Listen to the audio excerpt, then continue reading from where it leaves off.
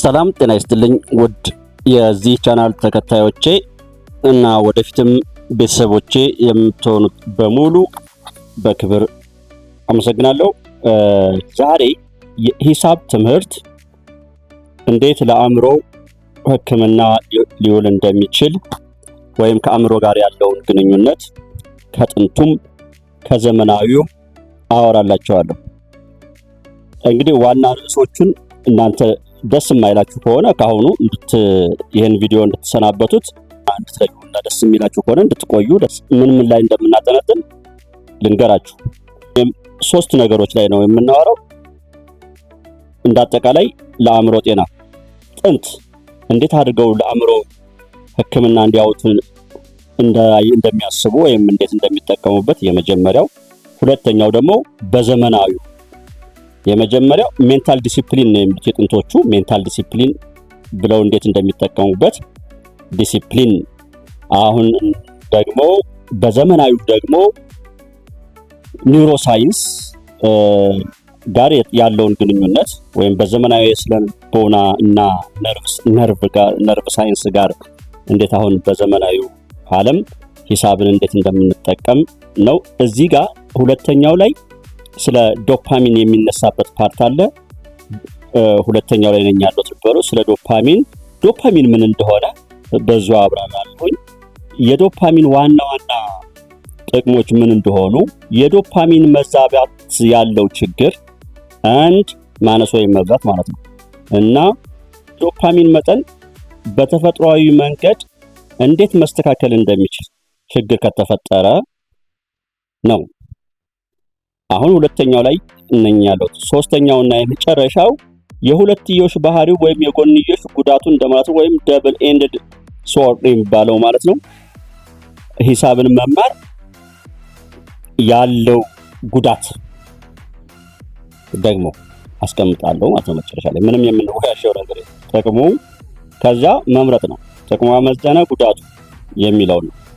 እንግዲህ ስጀምር እነዚህ ነው እናየው። ይህ ከማሚ ማት ዩቲዩብ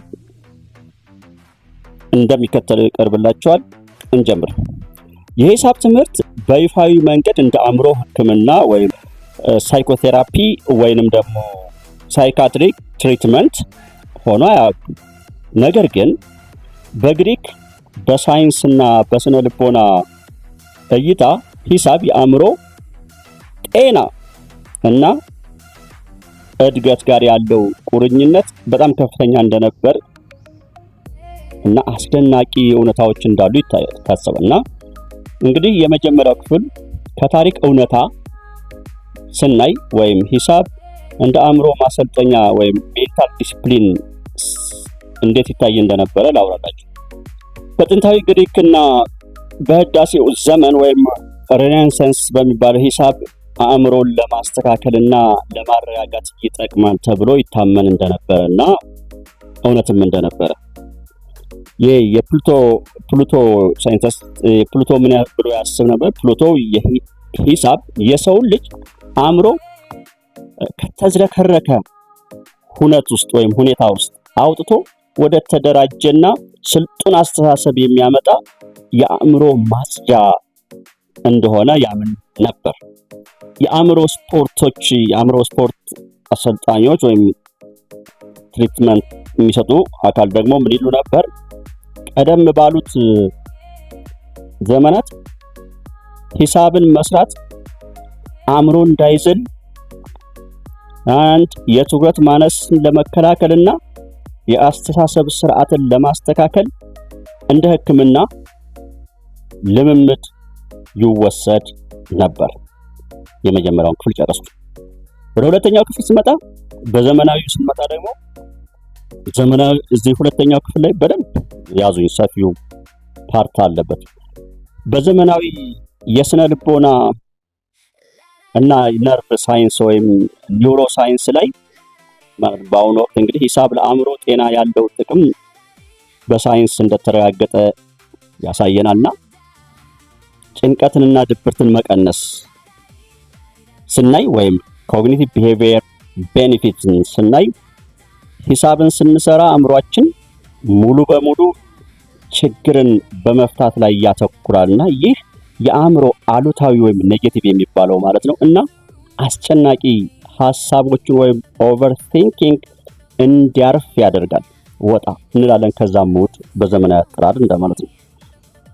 ሌላ የአእምሮን ቅልጥፍና መጨመር ኒውሮፕላስቲሲቲ ሂሳብ መስራት በሁሉም የአእምሮ ክፍሎች ይሄ ግራና ቀኝ የሚባሉት የአእምሮ ክፍሎች አሉ ለሁለት የተከፈለ እና እሱ የግራና የቀኝ መካከል ላይ ያለው ግንኙነትን ያጠነክራል። ሁለቱ እንዲተሳሰሩና እንዲናበቡ ይህ የነርቭ ሴሎች አዲስ ግንኙነት እንዲፈጥሩ በማድረግ አእምሮ እንዳይረሳ እና እንደ አልዛይመር የመርሳት ችግሮች ማለት ነው ያሉ በሽታዎችን ለመከላከል ይረዳል።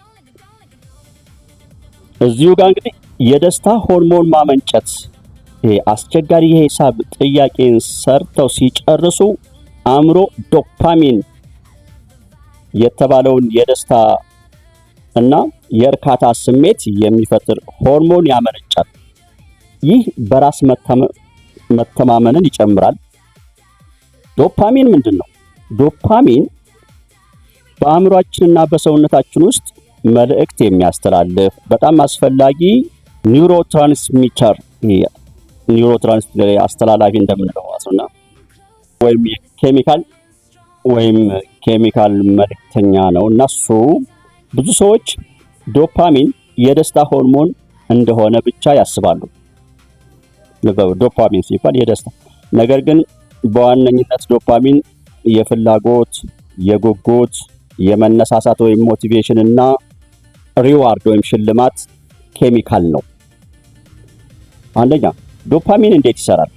ዘ ሪዋርድ ሲስተም የሚባለው አእምሯችን አንድ ጥሩ ነገር ልናደርግ ስንል ወይም ስናስብ ዶፓሚን ያመነጫል። አንደኛ አስተዋጽኦ ወይም ጉጉት፣ ምግብ ስናይ፣ የጀመራችሁትን የሂሳብ ጥያቄ የመጨረስ ፍላጎት ሲያድርባችሁ፣ ወይንም ወደ ዘመኑ ልምጣና የቲክቶክ ወይም የዩቲዩብ ቪዲዮ ለማየት ስትጓጉ አእምሮ ዶፓሚን ይረጫል። ተግባር ላይ ስናይ ደግሞ ያንን ነገር እንድታደርጉ አሁን የዘረዘርኩላችሁ እንድታደርጉ የሚገፋፋችሁ ወይም ሞቲቬት የሚያደርጋችሁ ነገር ይህ የዶፓሚን መጨመር ነው። ከዛ ሪዋርዱ ሽልማቱ ስራውን ሰርታችሁ ስትጨርሱ ወይም አይታችሁ ስትጨርሱ ወይም ስትደሰቱ ያንን ነገር ስታገኙ ወይም ምግብ ከሆነ ስትመገቡ የእርካታና የደስታ ስሜት ይሰማችኋል። እንዲህ ነው እንግዲህ ዶፓሚን የሚሰራው። ይህን ሰርኩሌት ያደርጋል። የዶፓሚን ዋና ዋና ጥቅሞች ዶፓሚን በሰውነታችን ውስጥ በርካታ ወሳኝ ሚናዎች ይጫወታል። እንዴት? ትኩረትና ማተኮር ፎከስ ኤንድ አቴንሽን አእምሯችን በአንድ ነገር ላይ ረጅም ጊዜ እንዲያተኩርና እንዳይበታተን ያደርጋል። ኮንሰንትሬት መነሳሳት ወይም ሞቲቬት ጠዋት ከመኝታችን ተነስተን ለስራ እንድንዘጋጅ ምግባችንን እንድናሰናዳ የሚገፋፋን እሱ ነው ዶፓሚን። የአካል እንቅስቃሴ ማድረግ እንደዚሁ የዚህን የዶፓሚን መጠን ጥሩ እንዲሆንና በበርካታ ሁኔታ እንዲኖር ያደርጋል። የአካል እንቅስቃሴ ወይም ሙቭመንት ኮንትሮል ጡንቻዎቻችን በስርዓትና በቅልጥፍና እንዲንቀሳቀሱም ይረዳል። መማርና ማስታወስ ማለትም ለርኒንግ ኤንድ ሜሞሪ አዲስ ዕውቀት ስንቀስም አዳዲስ ነገሮችን ስንለምድ የሚፈጠሩ የነርቭ ግኝቶችን ያጠናክራል። የዶፓሚን መዛባት ችግር ምንድነው? የሚያስከትለው ችግር የዶፓሚን መጠን በሰውነታችን ውስጥ በጣም ማነስ ወይም ከመጠን በላይ መጨመር ለተለያዩ የጤና እና የስነ ልቦና ችግሮች ይዳርጋል።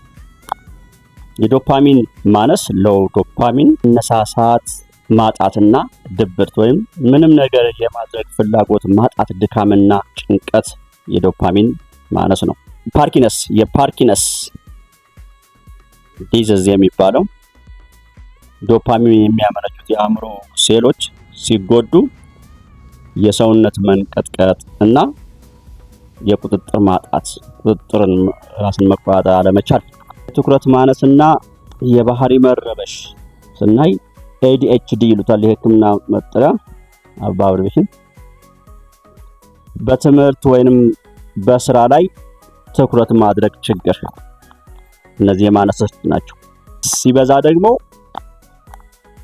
ሱስ ወይም አዲክሽን እንደ ማህበራዊ ሚዲያ፣ ሶሻል ሚዲያ፣ ቁማር ወይም አልኮል እና እጾች የአእምሮ አላስፈላጊ ከፍተኛ የዶፓሚን ማመንጨት፣ የአእምሮ መታወክን ሲዞፍሪኒያ፣ ከመጠን በላይ የሆነ የዶፓሚን ክምችት ህሊናዊ ቅዠቶችንና እውነታን የመሳት ሁኔታ ሊፈጥር ይችላል።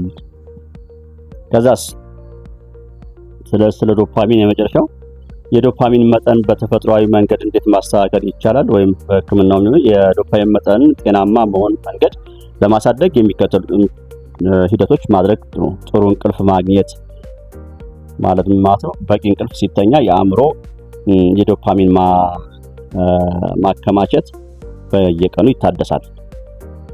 ሌላው ስፖርትና ስፖርታዊ እንቅስቃሴዎችን የሰውነት እንቅስቃሴ ማድረግ የዶፓሚን እና የኢንዶርፊን መጠን ወዲያውኑ ይጨምራሉ።